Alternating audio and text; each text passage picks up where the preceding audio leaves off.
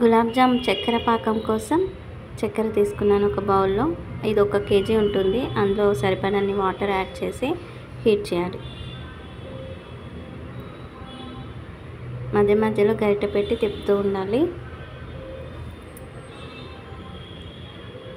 ఇప్పుడు ఒక MTR gulab jam packet తీసుకున్నా. అందులో కొన్ని పాలు యాడ్ చేస్తున్నాను.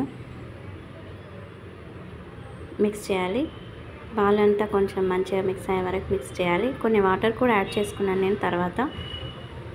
సో పిండి ఇలా మనకి స్మూత్గా అయ్యే వరకు మిక్స్ చేస్తూ ఉండాలి.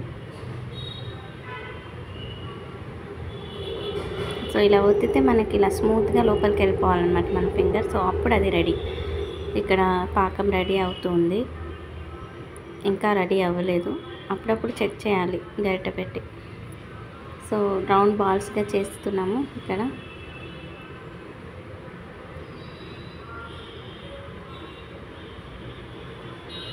అన్నీ రెడీ అయిన తర్వాత ఒక కడాయిలో ఆయిల్ పోసి దాన్ని వేడి చేస్తున్నాము.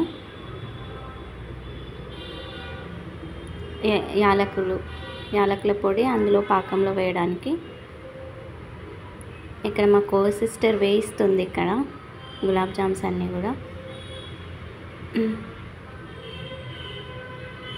మంచి గోల్డెన్ బ్రౌన్ కలర్ వచ్చేంత వరకు, థిక్ గోల్డెన్ బ్రౌన్ కలర్ వచ్చేంత వరకు వేయించాలి. సో తర్వాత పాకంలో వేసేసాం. అంతే, ఒక హాఫ్ డే రెస్ట్ ఇస్తే మంచిగా అవంతా పాకంని